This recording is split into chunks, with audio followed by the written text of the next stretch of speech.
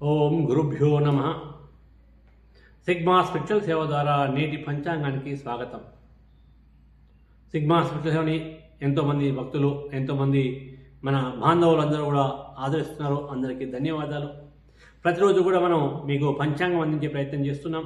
కేవలం పంచాంగం మాత్రమే కాదు, పంచాంగంతో పాటు ఆ రోజు పుట్టిన ప్రముఖ వ్యక్తుల గురించి, ప్రత్యేకతల గురించి కూడా మీకు అందించే ప్రయత్నం చేస్తూ ఉన్నాం. ఈరోజు మార్చి 15వ తారీఖు 2026 సంవత్సరం ఆదివారం. ఈరోజు పంచాంగం తెలుసుకుందాం. శ్రీ విశ్వావసునామ సంవత్సరము పాల్గొన మాసము శిశిర ఋతువు ఉత్తరాయణము. ఈరోజు సూర్యోదయం ఉదయం 6:09 జరుగుతుంది. సూర్యాస్తమయము 6:03 ఉంటుంది. జనరల్గా మీరందరూ కూడా చేయాల్సిన పని సూర్యోదయం కన్నా ముందే లేచే ప్రయత్నం చేయండి. ఎంతోమంది బద్ధకస్తులు సూర్యుడు వచ్చిన తర్వాత లేస్తున్నారు. అది సరైన పద్ధతి కాదు.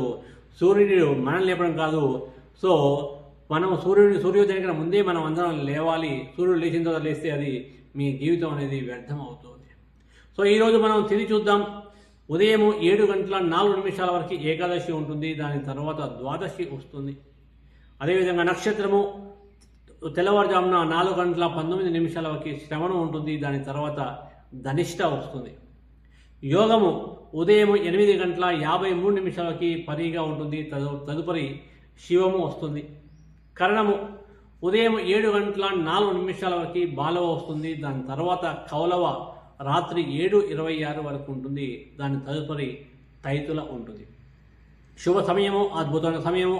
మీరు ఎలాంటి కొత్త పనులైనా కూడా ఈ సమయంలో స్టార్ట్ చేసుకోవచ్చు. శుభ సమయము ఉదయం 8:53 నుండి 10:07 వరకు, తిరిగి 11:07 నుండి మధ్యాహ్నం 12:06 వరకు ఉంటుంది. తిరిగి మధ్యాహ్నం 2:05 నుండి సాయంత్రం 4:27 వరకు ఉంటుంది.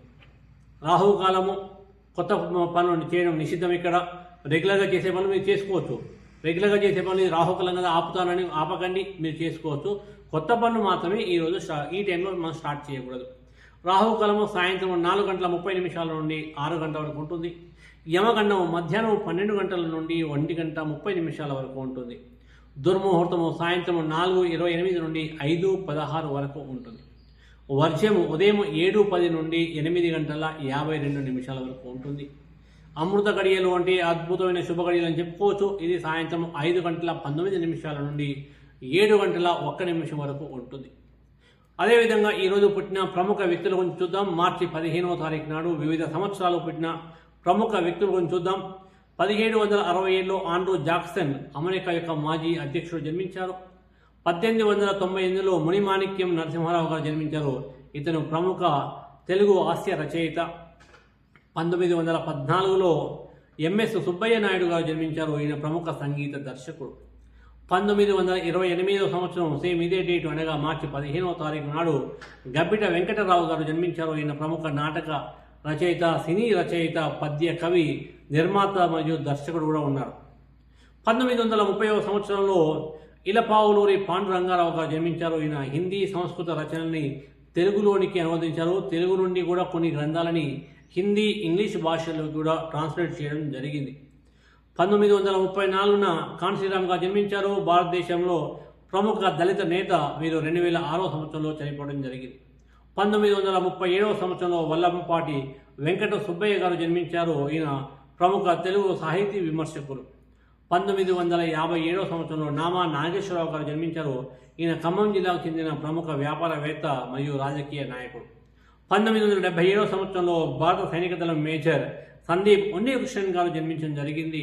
1992లో అలియా భట్, మీ అందరికీ తెలుసు, ప్రముఖ సినీ నటి, వారు జన్మించారు. సేమ్ ఇదే డేట్ నాడు.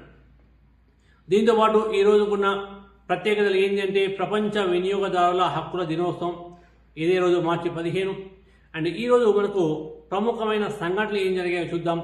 1493లో అమెరికా మొదటి పర్యటన అనంతరం స్పెయిన్ చేరిన కొలంబస్. 1564లో సేమ్ ఇదే డేట్ నాడు మొఘల్ చక్రవర్తి అక్బర్ జిజియా పన్నుని రద్దు చేయడం జరిగింది. 1915వ సంవత్సరంలో మొదటి ప్రపంచ యుద్ధ సమయంలో కాన్స్టాంటినోపిల్ సంధి జరిగింది. 1966లో భారత ప్రధాన న్యాయమూర్తిగా గజేంద్ర గడ్కర్ గారు పదవి విరమణ చేయడం జరిగింది. 1985వ సంవత్సరంలో మొట్టమొదటి అంతర్జాల డొమైన్ పేరు నమోదు కావడం జరిగింది. ఈరోజు మనం చూస్తున్నాం ఇంటర్నెట్లో వెబ్సైట్స్ ఎన్నో వచ్చాయి. మొదటి వెబ్సైట్ ఏంటంటే symbolics.com అనేది మొదటి వెబ్సైట్. ఆ రోజే మనకు 1985లో నమోదు కావడం జరిగింది. 1990 సంవత్సరంలో మొట్టమొదటి సోవియట్ యూనియన్ అధ్యక్షుడుగా గోర్బచేవ్ ఎన్నిక కావడం జరిగింది.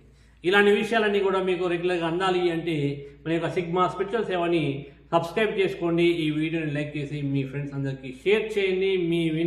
మీ విజ్ఞానాన్ని పెంచుకోండి. జై శ్రీరామ్.